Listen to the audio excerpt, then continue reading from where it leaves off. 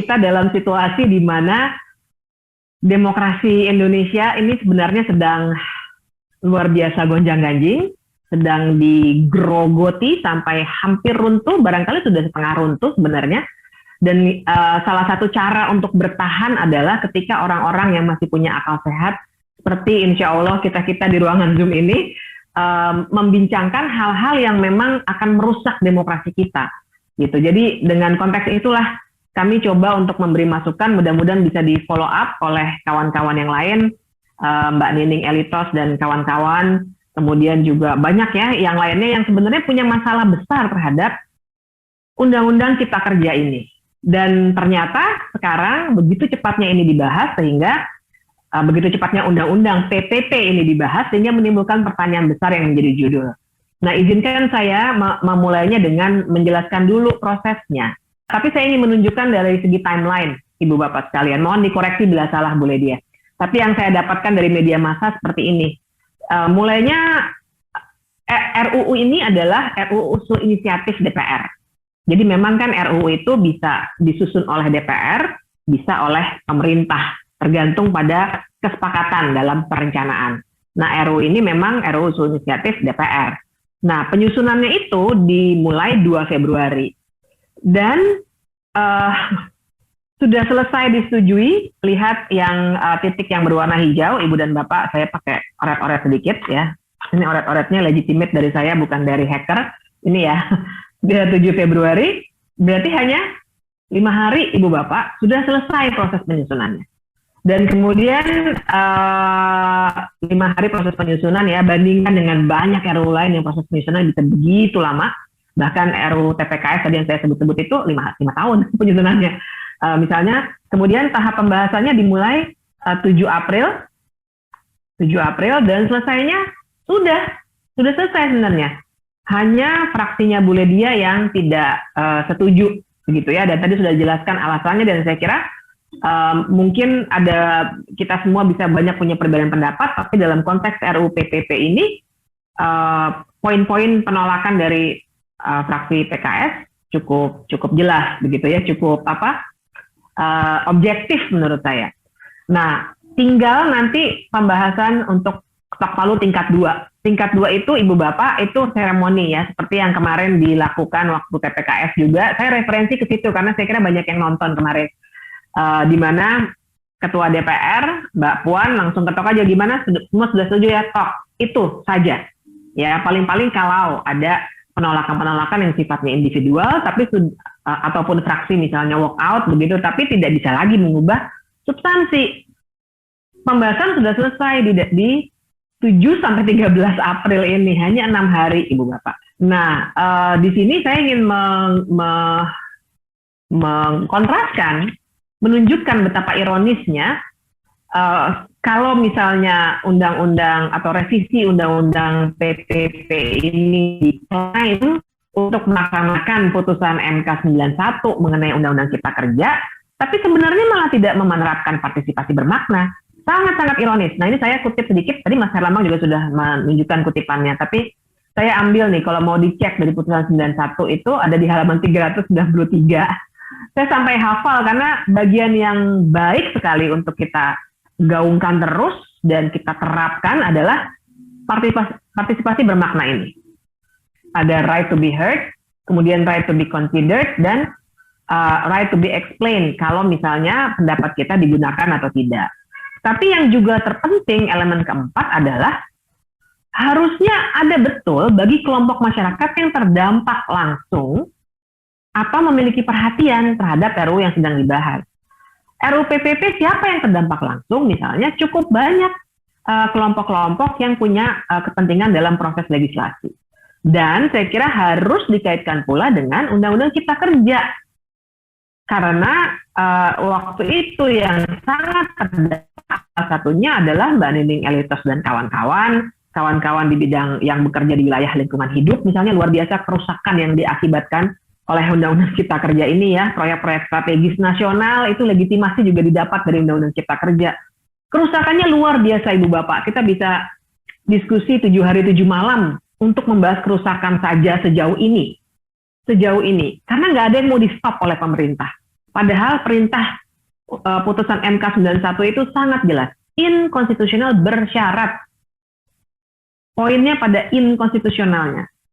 Kalau MK memang benar-benar mau pemerintah melanjutkan dulu, MK akan memutusnya konstitusional bersyarat. Tapi kan ini tidak. Yang dikatakan inkonstitusional bersyarat. Jadi sebenarnya MK bilang berhenti, itu sudah inkonstitusional. Gitu. Tapi silakan perbaiki sampai 2 tahun. Jadi salah begitu ya. Dan waktu itu kita bisa lihat betapa cepatnya pemerintah, bahkan Pak Jokowi sendiri langsung mengklaim makna dari putusan MK 91 ini. Salah tapi klaimnya. Dan ini yang terus-menerus dilaksanakan. Nah, jadi tahap penyusunannya sedikit. Ya, tapi saya mau lepaskan dari kuantitas hari. Karena kalau bicara kuantitas hari, kita harus lihatnya secara kontekstual ya. Tadi Undang-Undang TPKS juga cuma sebentar, 7 hari, tapi partisipasinya bermakna betul. Saya sendiri ikut dalam peristiwa itu ya. Ada fraksi balkonnya, ada fraksi WA, ada fraksi isoman, katanya gitu kalau teman-teman ibu bapak baca di liputan-liputan media massa. Tapi yang jelas kalau yang ini tidak ada partisipasi bermakna seperti yang diperintahkan oleh putusan MK 91. Kalaupun kemudian diklaim, biasanya ini loh Ibu dan Bapak yang diklaim dalam persidangan di Mahkamah Konstitusi, yaitu konsultasi publik. Sama waktu kami mengkritik proses Undang-Undang Ibu Kota Negara, yang juga pendek sekali 12 hari Ibu Bapak. Hitungnya 12 hari itu karena ada masa reses di tengah-tengah, kan waktu itu dibilangnya lebih dari sebulan gitu ya, 43 hari. Tapi sebenarnya pembahasannya sendiri cuma 12 hari. Nah, tapi yang selalu diklaim adalah, kami sudah mengadakan konsultasi publik di 3 kampus di bagian timur, tengah, dan barat Indonesia. Seakan-akan itu menjadi justifikasi. Kami sudah mengundang ahli, puluhan ahli. Seakan-akan itulah partisipasi. Padahal ahli, kalau saya baca tuh semua keterangan ahli, maksudnya keterangan di DPR juga tidak semuanya setuju bahwa mereka hadir, iya. Makanya kadang-kadang kami tuh suka ragu juga mau datang boleh dia ke DPR, karena kadang-kadang datang juga diklaim saja, masukannya diabaikan, tapi kemudian diklaim ini yang sudah hadir begitu ya, kemudian dijadikan justifikasi untuk ataupun apa yang dikatakan sebagai partisipasi. Nah, parahnya tapi untuk revisi Undang-Undang 12 ini, konsultasi publik itu pun dalam pengkajian loh, bukan dalam proses penyusunan, dalam pengkajian itu hanya melibatkan pihak-pihak yang mendukung.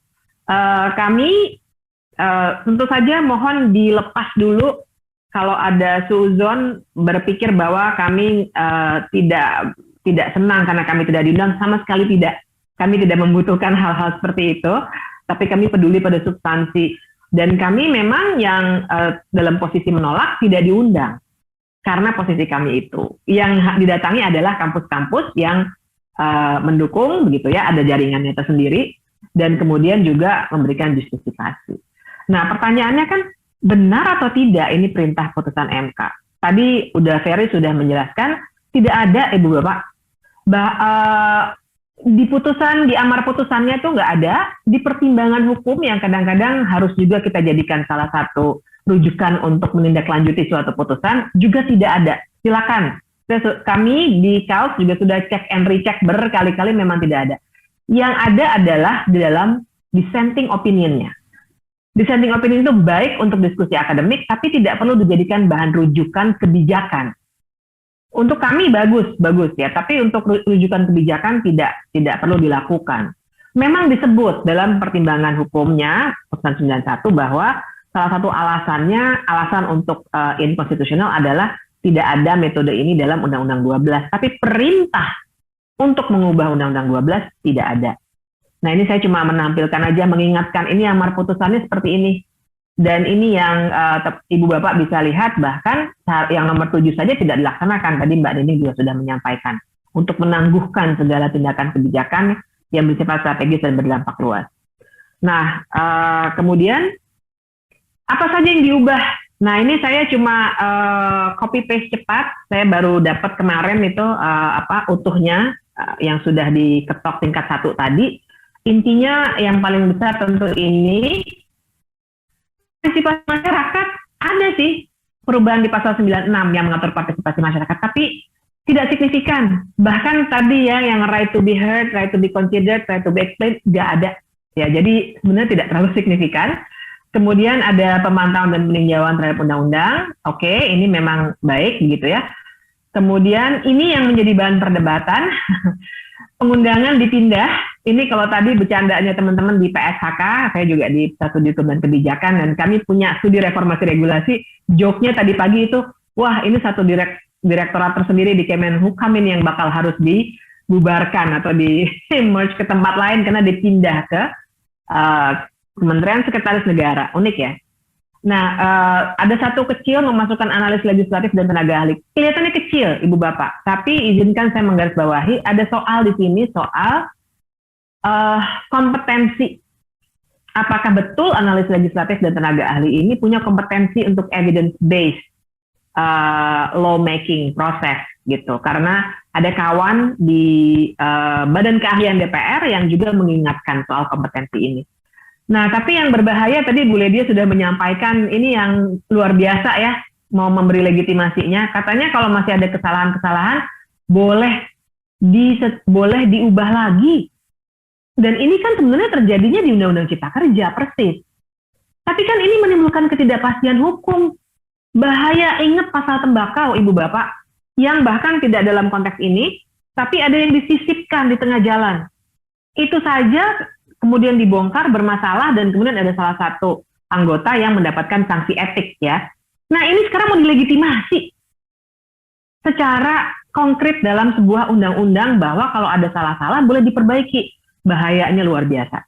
Ya saya kira ini juga salah satu yang harus kita dalami nih kalau kita mau menguji materi undang-undang ini ke Mahkamah Konstitusi. Nah waktu saya tinggal sedikit nih, jadi saya hanya meng-copy paste. Perubahannya jadi ini ya Ibu Bapak ya, lihat pasal 64 ayat 1B. Metode omnibus ini definisinya seperti ini, tapi saya ingin mengingatkan bahwa, maaf ini saya agak kliknya agak ngaco ya.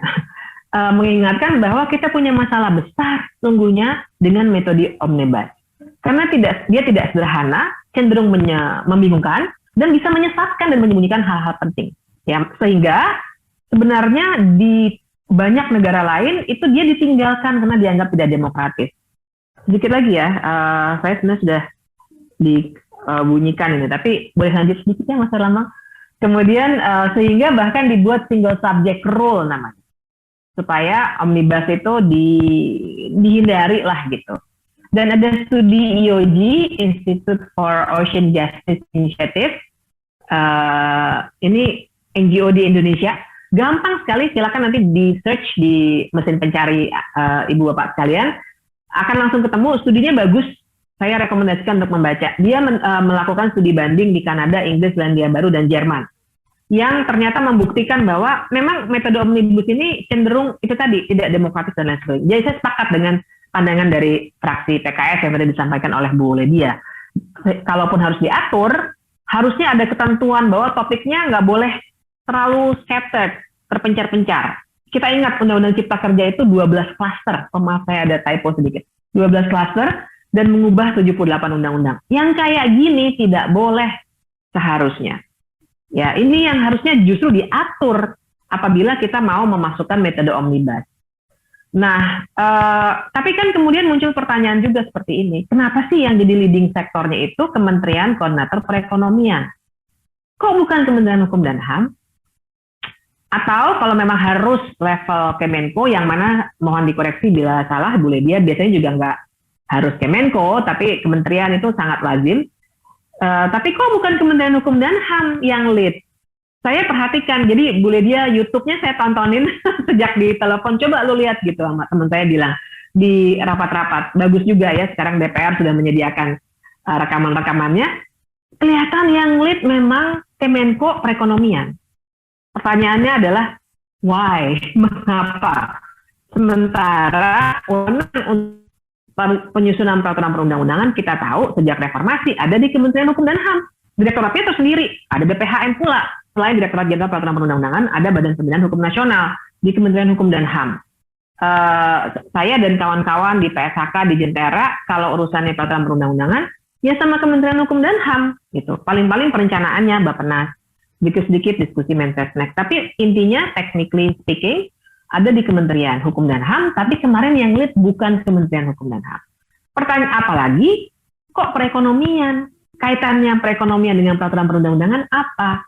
Kan jadi pertanyaan ya, sehingga kita mampu menyimpulkan bahwa kepentingannya atau politik hukumnya bukan untuk perubahan sistem perundang-undangan menjadi lebih baik, tapi untuk perekonomian, untuk investasi, lebih khusus lagi untuk Undang-Undang Cipta Kerja. Apa yang seharusnya diubah? PSHK saja sudah bikin studinya, di mana saya tahu persis Bu Ledia sering sekali FGD dengan kami, sejak lama soal apa yang harus dilakukan. Tidak hanya PSHK, ada juga Konvensi Nasional Hukum Tata Negara 2017 sudah keluar 2 buku tebal soal apa yang harus dilakukan untuk reformasi regulasi. Tapi yang diubah malah yang tadi. Misalnya pembentukan badan khusus mengenai legislasi saja itu sudah masuk di Undang-Undang 15 2019, tapi kan belum ada upaya apapun sejak sekarang, malah omnibus. Nah, bagian terakhir mungkin Ibu Bapak mulai memunculkan pertanyaan di kepala. Jadi kalau kalian ini yang pada nggak setuju ini seperti saya, seperti di Fitri, nggak setuju, apa sih yang harus dilakukan mengenai Undang-Undang Cipta Kerja? Saya tidak bisa mengatasnamakan organisasi, paling tidak yang sudah sering kita bahas rame-rame adalah harusnya harusnya bongkar. Jangan malah menjustifikasi satu omnibus yang mengubah 79 undang-undang lainnya secara terlalu besar, terburu-buru, dan tertutup gitu ya. Karena memang ada bagian-bagian yang barangkali kita perlu apresiasi dalam Undang-Undang Cipta Kerja. Tapi karena ada 79 dan memang kebanyakan merusak anyway, makanya harusnya dipecah. Harusnya. Tapi tentu saja ini masukan ideal, kita bisa diskusikan lebih lanjut. Izinkan saya menutup dengan memberikan